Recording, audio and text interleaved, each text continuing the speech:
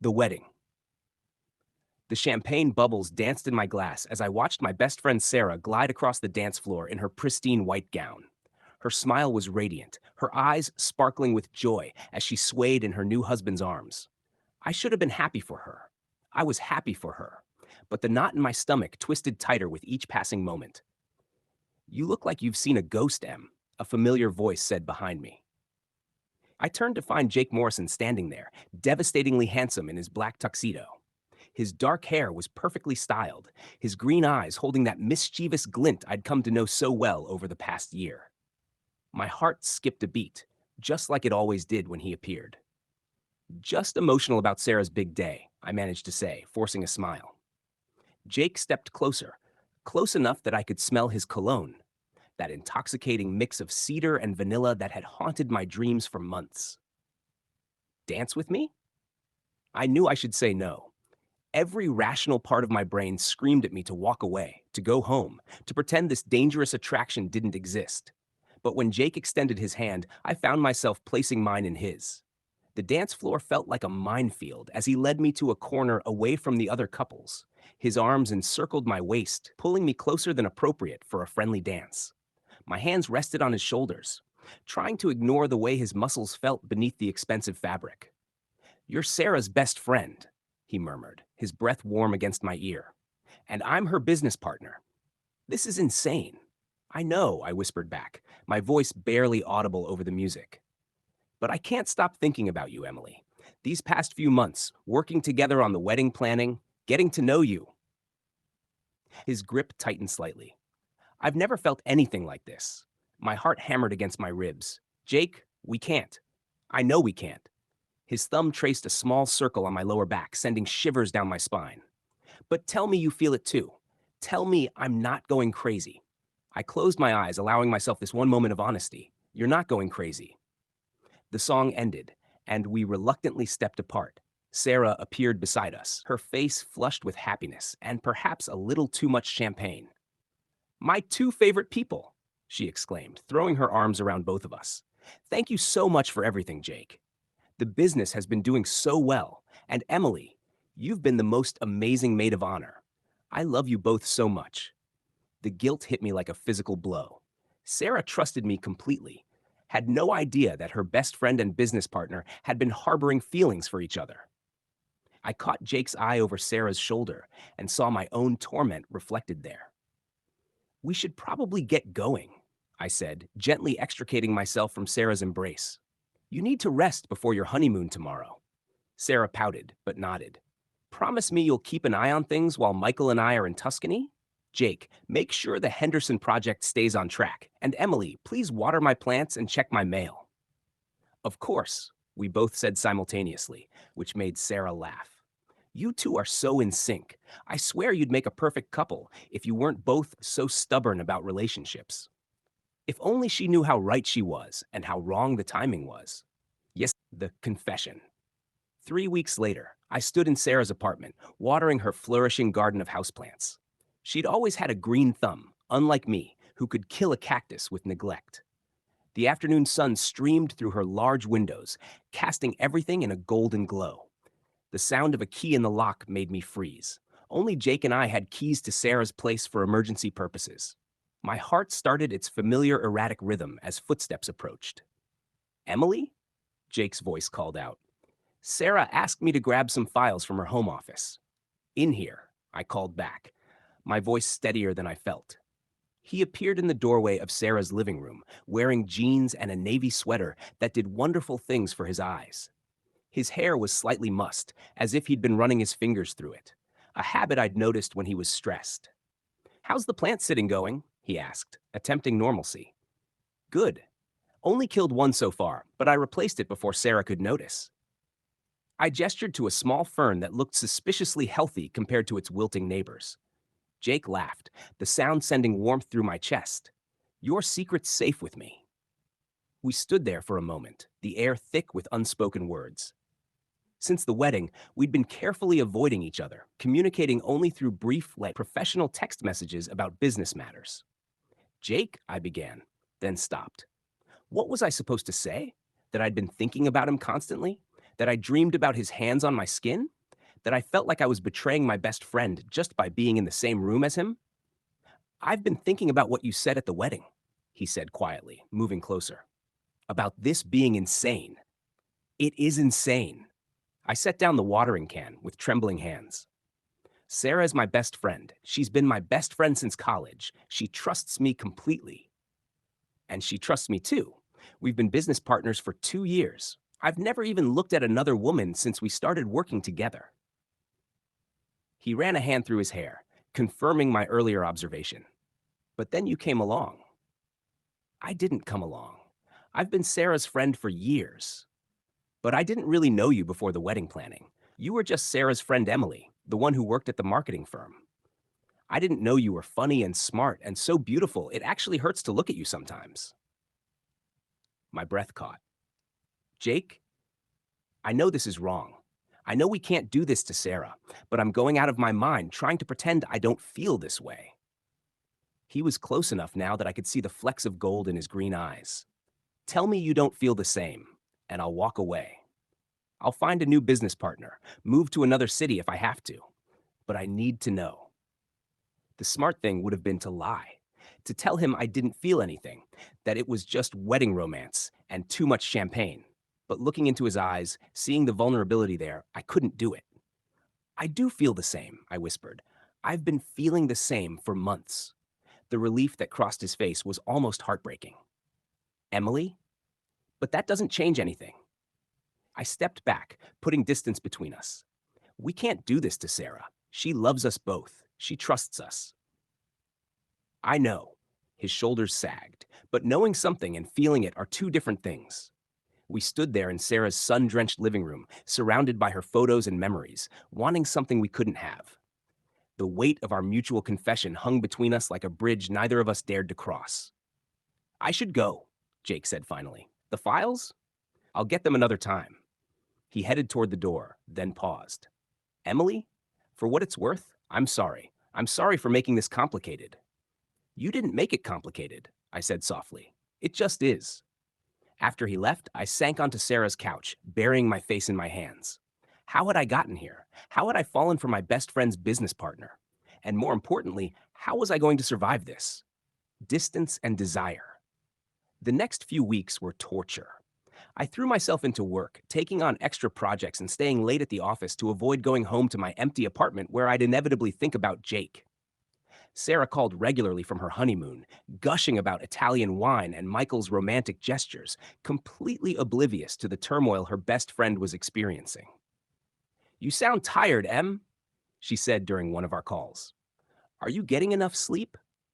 Just busy with the Peterson campaign, I lied, staring at my laptop screen, which showed absolutely no progress on the Peterson campaign.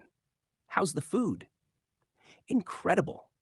Michael found this little trattoria off the beaten path, and the owner's grandmother makes the most amazing pasta. I've probably gained 10 pounds, but I don't care. Sarah's laughter was infectious, and despite everything, I found myself smiling. Oh, and Jake texted yesterday. Apparently, the Henderson project is ahead of schedule. You two are taking such good care of everything.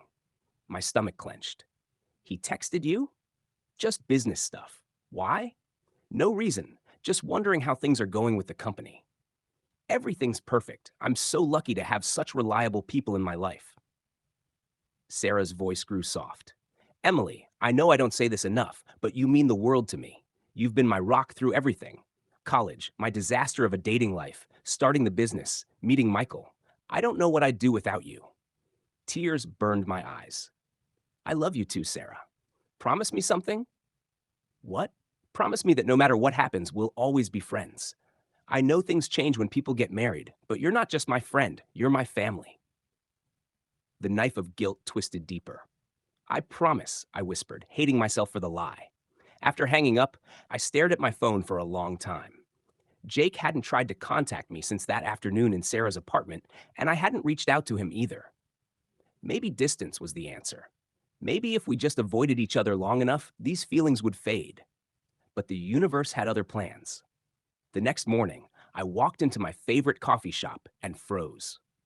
Jake was sitting at a corner table, a laptop open in front of him, looking like he hadn't slept in days. His usual perfectly styled hair was disheveled, and there were dark circles under his eyes. I should have left, should have gone to the Starbucks down the street. Instead, I found myself walking toward him. Rough night? I asked, settling into the chair across from him. He looked up, startled. Emily, I didn't expect to see you here. It's my usual coffee shop. I studied his face. You look terrible. Thanks, that's exactly what a man wants to hear. But there was no humor in his voice. Not sleeping? Not much. He closed his laptop and leaned back in his chair. You? Same. I fidgeted with my purse strap. Maybe we should talk about this. Figure out how to handle it. What's to figure out? We stay away from each other, hope these feelings go away, and pray Sarah never finds out we're attracted to each other. Is that what you think this is? Just attraction? Jake was quiet for a long moment. No, he said finally.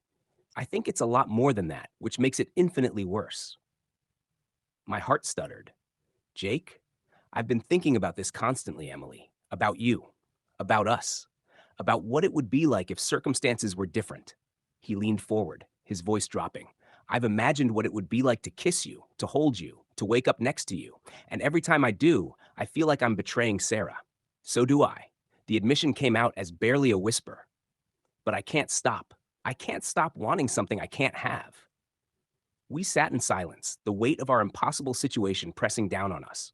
Around us, the coffee shop buzzed with normal people living normal lives, unaware of the drama playing out at table 12. What if we just, I started, then stopped. What? What if we just tried being friends? Real friends?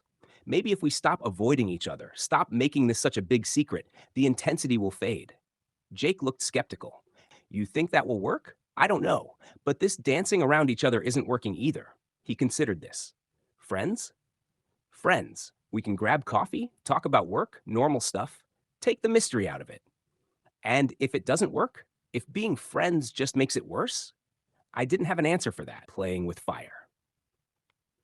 Our friendship experiment lasted exactly 2 weeks before everything went to hell. It started innocently enough. Coffee dates became lunch meetings. Lunch meetings became evening walks. Evening walks became long conversations about everything and nothing. Jake was intelligent and funny, with a dry sense of humor that caught me off guard. He was also kind in a way that surprised me.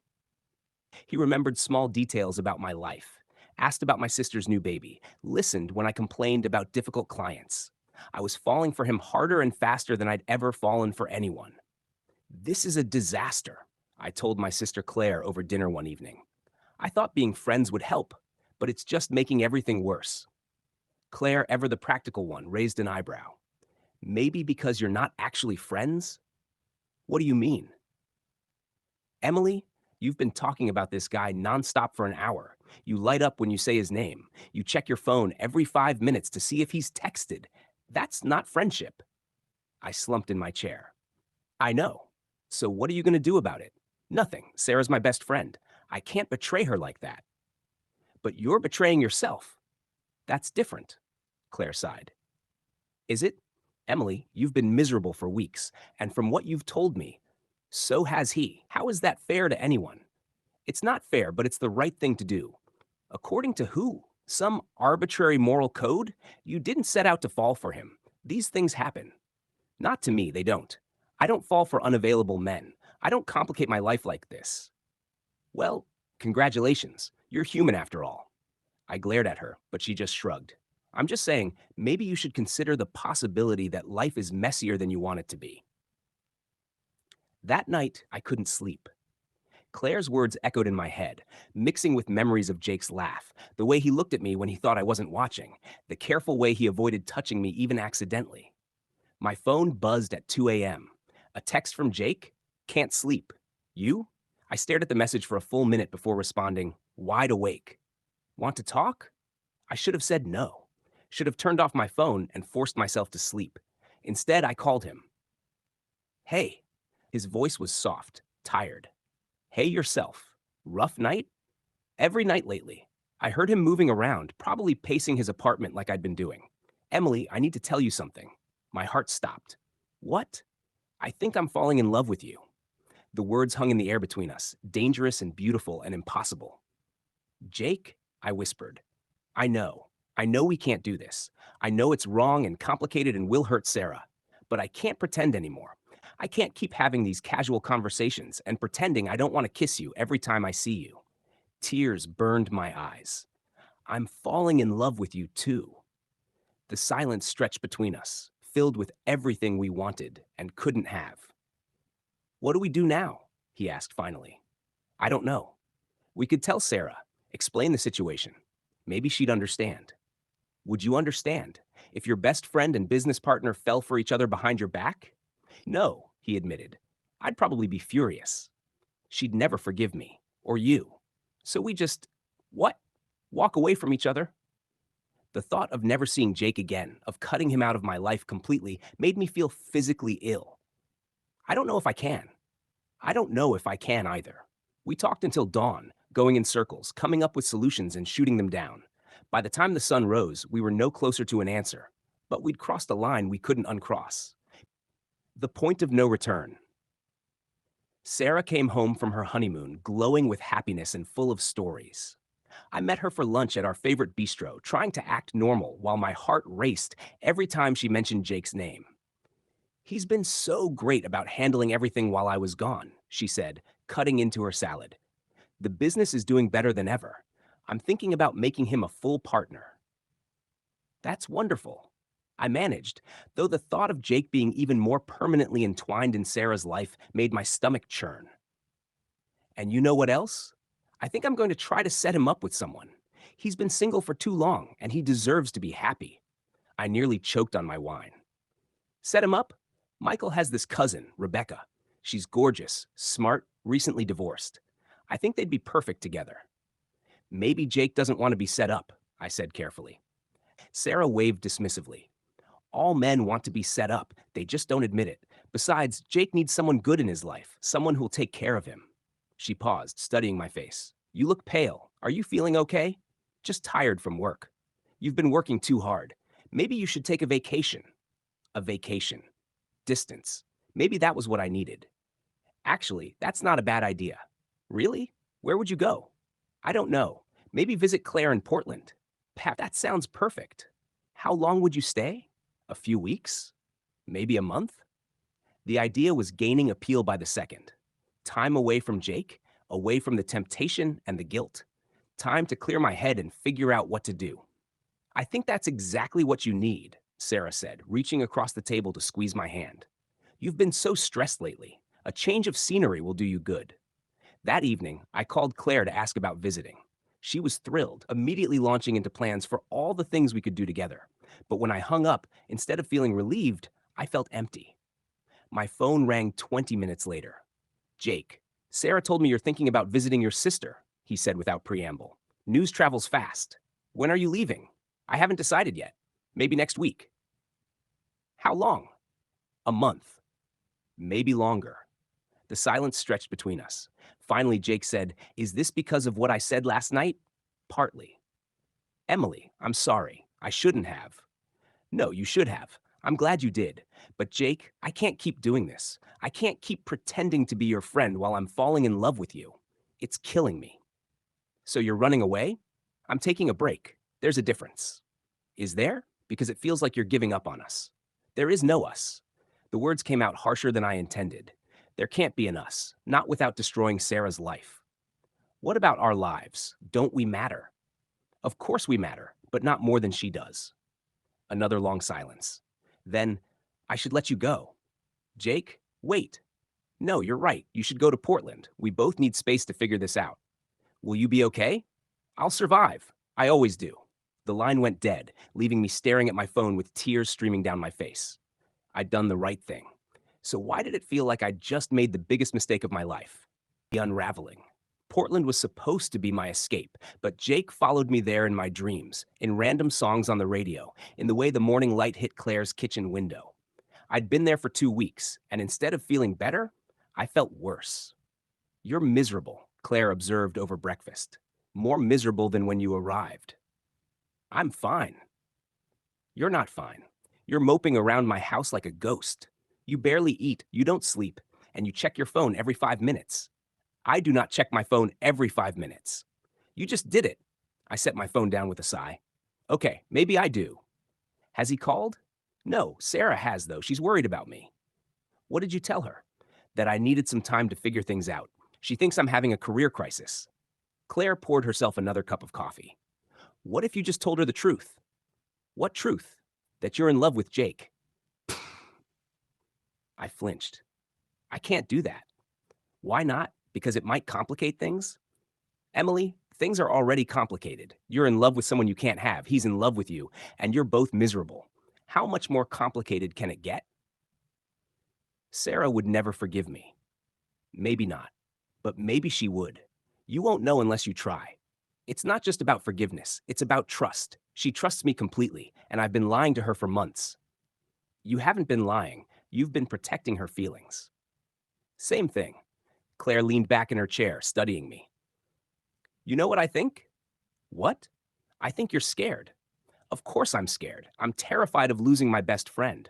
No, I think you're scared of being happy. You've always been like this, Emily. You find reasons to sabotage yourself when things get too good. That's not true, isn't it? Remember David from college? You broke up with him because you were too different. And Mark from your first job? You ended things because you were too busy with work. And now Jake, who by all accounts is perfect for you. And you're running away because the situation is too complicated. I opened my mouth to argue, then closed it. Was Claire right?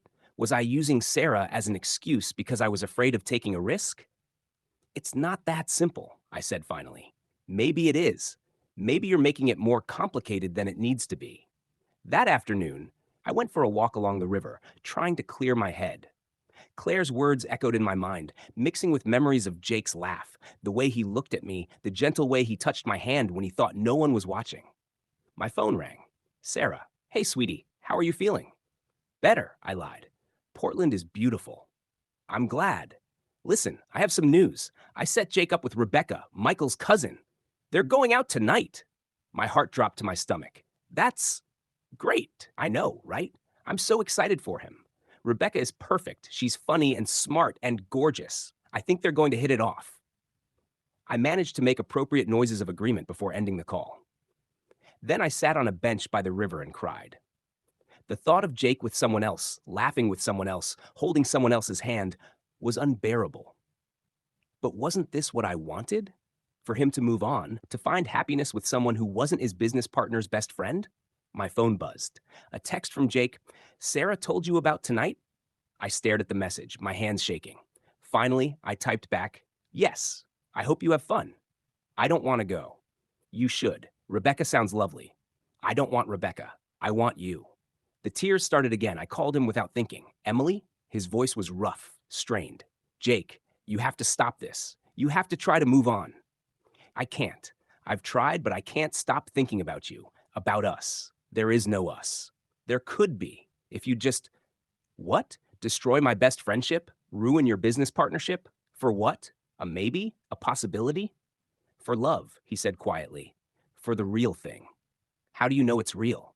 How do you know this isn't just some fantasy because we can't have each other? Because I've never felt anything like this before. Because when I'm with you, everything else fades away. Because I'd rather have one day with you than a lifetime with anyone else. I closed my eyes, his words washing over me. Jake, come home, Emily. Please. Let's figure this out together. I can't. I won't do this to Sarah. Then I'll come to you. I'll get on a plane tonight. No. The word came out harder than I intended. No, Jake, you need to go on that date. You need to try to move on, and I need to do the same. I can't move on from you. You have to. We both do. I hung up before I could change my mind, then turned off my phone. But I couldn't turn off the ache in my chest, the feeling that I'd just made the biggest mistake of my life. The breaking point. I extended my stay in Portland for another week, then another. Claire stopped asking when I was going home, but I could see the concern in her eyes. I was stuck in limbo, unable to move forward or backward. Then Sarah called with news that changed everything. Emily, I need to tell you something, she said, her voice strained. Jake and I had a fight. A big one. My heart stopped. What about? He's been acting strange ever since you left. Distant, distracted. And last night, he told me he's thinking about leaving the business. What? Why? He said he needs a change, that he's not happy anymore. Emily, I don't know what to do. The business is everything to me, and Jake, he's like family. I can't lose him. Guilt crashed over me in waves. Maybe he's just going through something personal. That's what I thought, but then he said something weird. He said he couldn't keep pretending everything was fine when it wasn't. What do you think he meant by that? I closed my eyes, the weight of our secret pressing down on me. I don't know, Sarah. I'm scared, Em. What if he really leaves? What if I've done something to upset him and I don't even know what it is? The pain in her voice was unbearable. Sarah didn't deserve this. She didn't deserve to lose her business partner because of feelings she knew nothing about. I'm sure you haven't done anything wrong, I said softly. I hope you're right. I miss having you here. You always know what to say to make me feel better. After hanging up, I sat in Claire's guest room, staring at the wall. Jake was going to leave the business. He was going to uproot his entire life because of me, because of us. And Sarah was going to lose her business partner and never understand why. I couldn't let that happen. I booked a flight home for the next morning. Claire drove me to the airport, her expression thoughtful. Are you sure about this? She asked as we pulled up to the terminal. No, but I can't let Jake destroy his life because of me. What are you going to do? I'm going to tell Sarah the truth. Claire's eyebrows shot up. Really? She deserves to know. And maybe she'll understand. Maybe she'll forgive us. And if she doesn't, then at least I'll have tried to do the right thing. Claire hugged me tight. I love you, Em. Whatever happens, I'm proud of you for being brave. I don't feel brave. I feel terrified. That's what makes it brave. The flight back to Seattle felt endless. I rehearsed what I was going to say to Sarah, how I was going to explain the inexplicable. How do you tell your best friend that you've fallen in love with someone she trusts? How do you ask for forgiveness for something you can't fully regret? I landed at 6 p.m. and went straight to Sarah's apartment. She answered the door in pajamas, her hair in a messy bun, looking like she'd been crying. Emily, you're home early. She threw her arms around me, and I hugged her back, memorizing the feeling. This might be the last time she'd hug me like this. We need to talk, I said softly. Of course, I've been so worried about Jake, and I really need your advice. She led me to her living room, settling onto the couch with her legs tucked under her. He's been so strange lately, ever since you left, actually. Do you think? Sarah, stop. I sat across from her, my hands folded in my lap. I need to tell you something, and I need you to let me finish before you say anything. Something in my tone must have alerted her because her smile faded. Emily, you're scaring me. I'm in love with Jake. The words hung in the air between us like a bomb waiting to explode. Sarah's face went completely blank. I didn't mean for it to happen, I continued, the words tumbling out now. It started during your wedding planning. We were working together, spending time together, and I started developing feelings. I tried to ignore them, tried to push them away, but they just got stronger. Sarah's eyes filled with tears, but she didn't speak. He feels the same way. We've both been fighting it, both trying to do the right thing. That's why I went to Portland, to get away from him, to try to move on. And that's why he's thinking about leaving the business. He can't stand being around me and not being able to do anything about it. How long? Sarah's voice was barely a whisper. The feelings? Months. But we've never acted on them. We've never kissed, never been together. I swear to you, Sarah, we haven't betrayed you physically. But emotionally, you have. Tears spilled down her cheeks. My best friend and my business partner, having an emotional affair behind my back. It's not an affair. We've been trying to fight it, while lying to me. We were trying to protect you. Sarah stood up abruptly, pacing to the window. Protect me? By sneaking around? By making plans without me? By falling in love with each other while I planned my wedding? Sarah, please. Get out. What? Get out of my apartment. Get out of my life. She turned to face me, her expression harder than I'd ever seen it. I trusted you. I trusted both of you, and you've been lying to me for months. I'm sorry. I'm so sorry, Sarah. I never meant for this to happen. But it did happen. And instead of telling me, instead of being honest with me, you both decided to handle it yourselves, like I was a child who couldn't handle the truth. We were trying to spare your feelings. No, you were trying to spare your own. You were cowards. The word hit me like a slap. You're right. We were cowards. But Sarah, please, can we talk about this? Can we figure out how to move forward?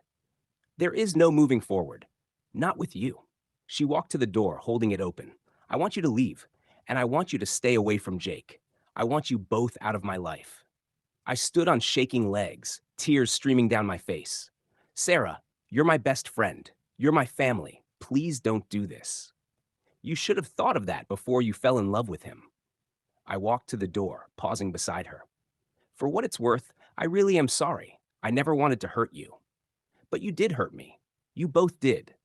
And I don't think I can forgive you for that. The door closed behind me with a finality that echoed through my entire body. I stood in the hallway for a long moment, trying to process what had just happened. I'd lost my best friend. I'd destroyed a friendship that meant everything to me. And for what? For a man I couldn't have anyway. Aftermath.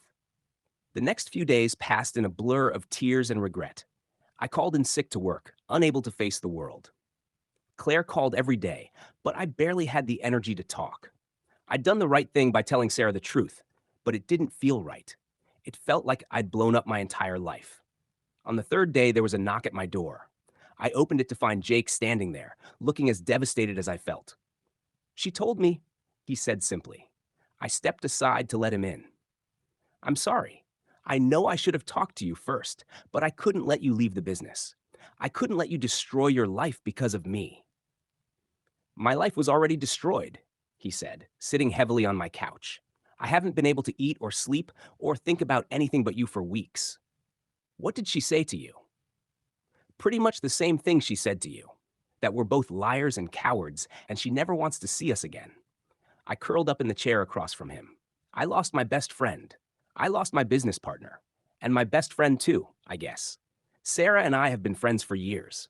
I'm sorry, Jake. This is all my fault.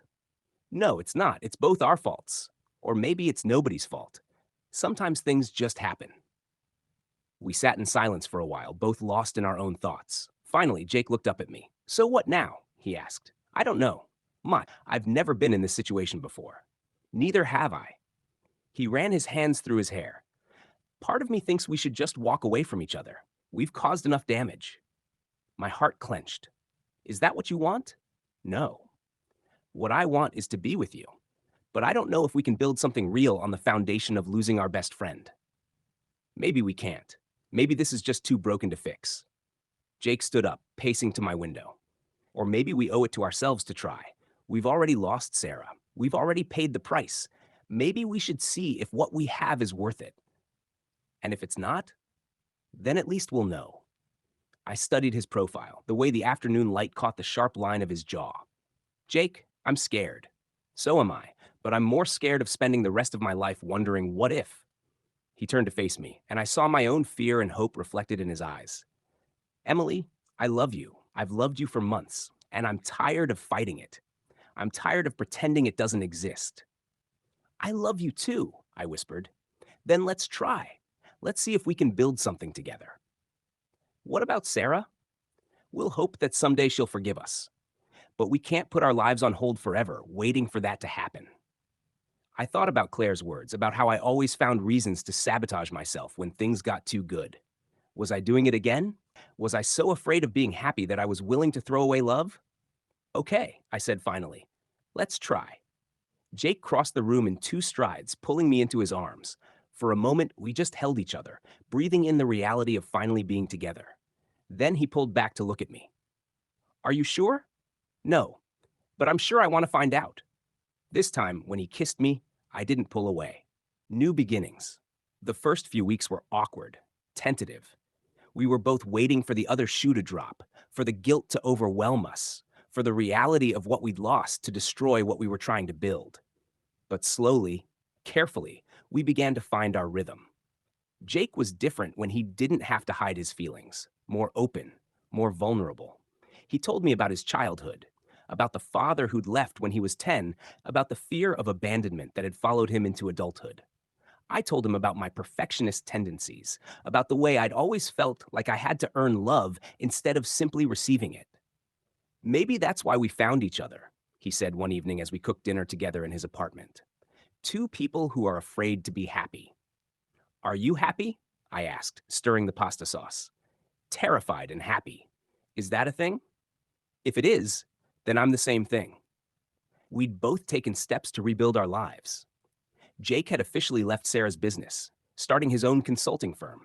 I'd thrown myself into work, landing a major client that had been pursuing me for months. We were both moving forward, even as we moved forward together. But Sarah's absence was a constant ache. I missed her laugh, her terrible jokes, her ability to make me feel better about anything. I missed our weekly dinners, our shopping trips, our late night phone calls. Jake missed her too. He'd lost not just a business partner, but a friend. Do you think she'll ever forgive us? I asked one night as we lay in bed together. I don't know. Maybe. But Emily, we can't base our relationship on whether or not Sarah forgives us. We have to build something that can stand on its own. I know. It's just, I've never lost a friend like this before. I don't know how to process it. Neither do I, but we'll figure it out together. 3 months after that awful night in Sarah's apartment, Claire came to visit. She'd been cautiously supportive of Jake and me, but I could tell she was reserving judgment. So, she said, as the three of us sat at dinner, how are things really? Good, I said, then caught Jake's eye. Really good, actually. You seem different, Claire observed. Both of you, more settled. We're taking things slow, Jake said. We know the foundation of this relationship is complicated. But you're happy? Yes, I said without hesitation. I'm happy. Claire smiled. Good. You deserve to be happy, Emily. You both do. Even though we hurt Sarah, you made a mistake. You're human. That doesn't mean you don't deserve love. After Claire left, Jake and I talked long into the night about the future. We'd been together for 3 months, but we'd never really discussed where we were headed. I want to build a life with you, Jake said as we sat on his couch, my head on his shoulder. I want to wake up next to you every morning and come home to you every night. I want to meet your family, have you meet mine. I want all of it. Even though we started in such a complicated way, especially because of that, we've been through the worst of it, Emily. We've lost people we care about, faced the consequences of our choices. If we can survive that, we can survive anything. I want all of that too, I said softly. I want to build something real with you. Then let's do it. Let's stop being afraid and start being brave. A year later, I was standing in front of my bathroom mirror, trying to work up the courage to take a pregnancy test. Jake and I had been living together for 6 months, and we'd been talking about marriage, about starting a family. But seeing those two pink lines still felt surreal. Emily? Jake's voice came through the door. Everything okay? I opened the door, holding the test with shaking hands. We're having a baby. The expression on his face went from confusion to shock to pure joy in the space of a heartbeat. Really? Really. He swept me into his arms, spinning me around the small bathroom. I love you, he said, setting me down gently. I love you so much. I love you too. We spent the morning making plans, talking about cribs and names and how we were going to tell our families. But underneath the excitement was a sadness we didn't voice. We both wished we could share this news with Sarah. I hadn't spoken to her since that night in her apartment. I'd tried calling a few times in the beginning, but she'd made it clear she didn't want to hear from me.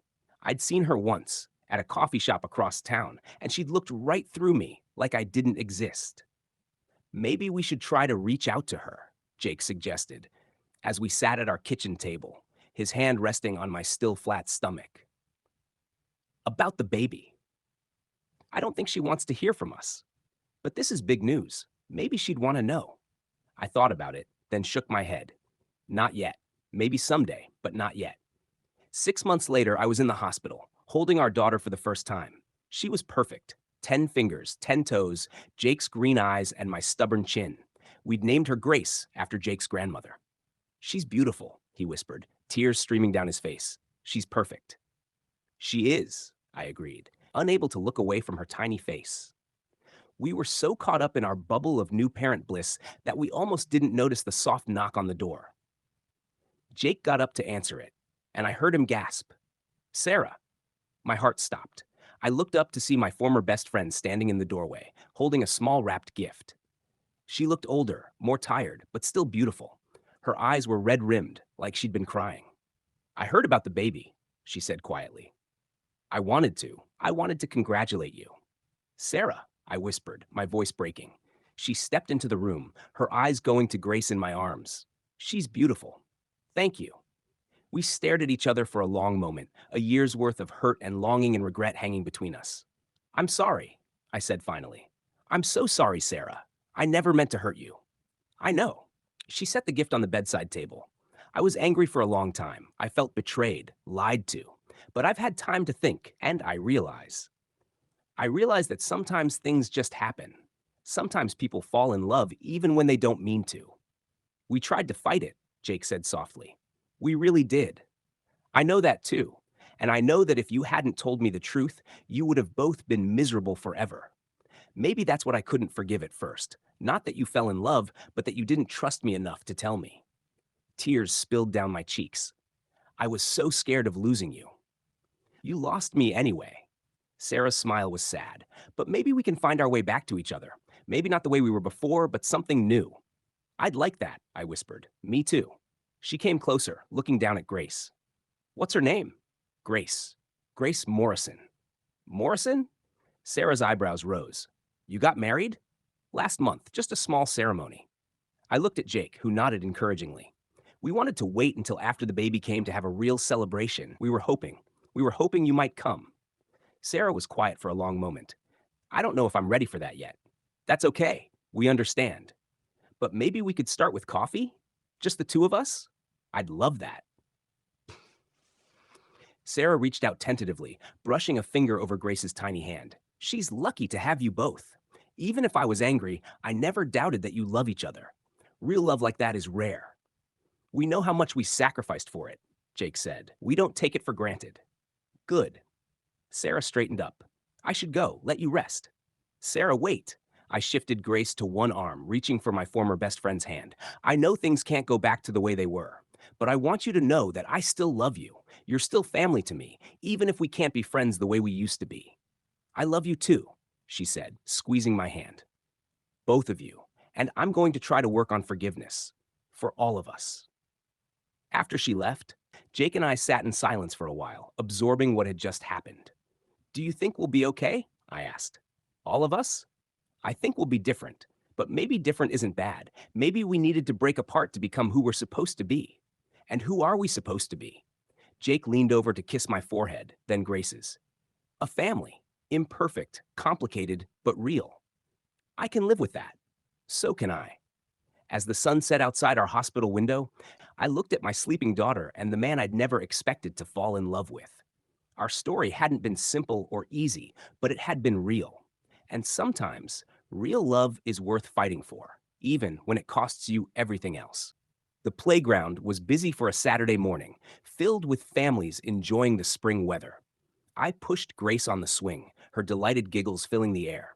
At 2 years old, she was fearless and funny, with Jake's adventurous spirit and my determined nature.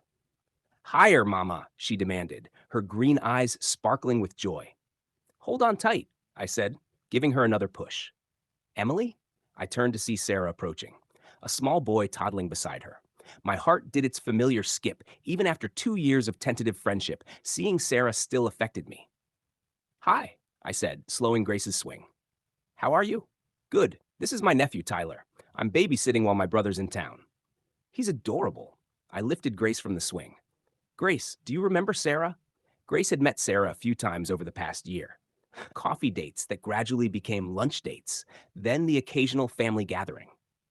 She was shy at first, hiding behind my legs, but Sarah had always been good with children. Want to play? Tyler asked Grace, pointing to the sandbox. The two toddlers ran off together, leaving Sarah and me to sit on a nearby bench. We'd developed a comfortable routine over the past year. Careful conversations, shared memories, the slow rebuilding of trust. How are things with you and Jake? Sarah asked. Good. Really good. He's talking about expanding his business. And you? Still loving the Peterson account? It's challenging, but I like it. Actually, I've been thinking about starting my own firm. Sarah's eyes lit up. Really? That's wonderful, Emily. You've always been so talented. Thanks. It's scary, but exciting. I paused. How are things with you? Are you dating anyone? Sarah smiled. Actually, yes. His name is David. We met at a conference last month. That's great. I'm happy for you. Thanks. He's really wonderful. patient, understanding about my trust issues. We sat in comfortable silence for a while, watching our children play. This was what our friendship looked like now. Careful, sometimes awkward, but genuine. We'd never be as close as we once were, but we'd found a way to care about each other again. Emily, Sarah said suddenly, I want to ask you something. Okay, Jake mentioned that you two are thinking about getting married again. A real wedding this time. We are. Nothing big, just family and close friends. Would you, Sarah hesitated. Would you want me to be there? My heart swelled. Of course, if you want to be. I do. I know I can't be your maid of honor like I would have been before, but I'd like to be there, to celebrate with you. Tears pricked my eyes. I'd love that. And Emily, I need to say something else. What? I forgive you. Both of you. Completely. What you did hurt me, but I understand now that love isn't something you can control. You can only choose what you do with it. Thank you, I whispered. That means everything to me. I know we can't go back to the way things were, but maybe we can build something new, something different, but still good. I'd like that very much. Grace came running over, covered in sand and grinning. Mama, Tyler and I built a castle. That's wonderful, sweetheart. Sarah, will you come see? Sarah stood up, taking Grace's sandy hand. I'd love to. As I watched my daughter lead my former best friend to the sandbox, I felt a sense of peace settle over me. Our story had been messy and complicated, full of mistakes and heartbreak, but it had also been real. And in the end, that's what mattered. Jake appeared beside me, slipping his arm around my waist. How did it go? Good. Really good. She's coming to the wedding. I'm glad. He kissed the top of my head. Ready to go home? Almost. I want to watch them play for a few more minutes. We stood together, watching Grace and Tyler build their sandcastle while Sarah offered encouragement and praise. It wasn't the ending I'd imagined when this all began, but it was good. It was real. And sometimes that's the best kind of love story. Not the perfect one, but the one that survives everything life throws at it. In the distance, I could hear Grace's laughter mixing with Sarah's, and I smiled. Some things I thought were worth the wait. The end. The confession. 3 weeks later, I stood in Sarah's apartment, watering her flourishing garden of houseplants. She'd always had a green thumb, unlike me, who could kill a cactus with neglect. The afternoon sun streamed through her large windows, casting everything in a golden glow. The sound of a key in the lock made me freeze. Only Jake and I had keys to Sarah's place for emergency purposes. My heart started its familiar erratic rhythm as footsteps approached. Emily? Jake's voice called out. Sarah asked me to grab some files from her home office. In here? I called back, my voice steadier than I felt. He appeared in the doorway of Sarah's living room, wearing jeans and a navy sweater that did wonderful things for his eyes. His hair was slightly mussed, as if he'd been running his fingers through it, a habit I'd noticed when he was stressed. How's the plant sitting going? He asked, attempting normalcy. Good. Only killed one so far, but I replaced it before Sarah could notice. I gestured to a small fern that looked suspiciously healthy compared to its wilting neighbors. Jake laughed, the sound sending warmth through my chest. Your secret's safe with me. We stood there for a moment, the air thick with unspoken words. Since the wedding, we'd been carefully avoiding each other, communicating only through brief professional text messages about business matters. Jake, I began, then stopped. What was I supposed to say? That I'd been thinking about him constantly? That I dreamed about his hands on my skin? That I felt like I was betraying my best friend just by being in the same room as him? I've been thinking about what you said at the wedding, he said quietly, moving closer. About this being insane. It is insane. I set down the watering can with trembling hands. But Sarah is my best friend. She's been my best friend since college. She trusts me completely. And she trusts me too. We've been business partners for 2 years. I've never even looked at another woman since we started working together. He ran a hand through his hair, confirming my earlier observation. But then you came along. I didn't come along. I've been Sarah's friend for years. But I didn't really know you before the wedding planning. You were just Sarah's friend Emily, the one who worked at the marketing firm. I didn't know you were funny and smart and so beautiful it actually hurts to look at you sometimes. My breath caught. Jake, I know this is wrong. I know we can't do this to Sarah. but I'm going out of my mind trying to pretend I don't feel this way. He was close enough now that I could see the flecks of gold in his green eyes. Tell me you don't feel the same, and I'll walk away. I'll find a new business partner, move to another city if I have to. But I need to know. The smart thing would have been to lie, to tell him I didn't feel anything, that it was just wedding romance and too much champagne. But looking into his eyes, seeing the vulnerability there, I couldn't do it. I do feel the same, I whispered. I've been feeling the same for months. The relief that crossed his face was almost heartbreaking. Emily. But that doesn't change anything. I stepped back, putting distance between us.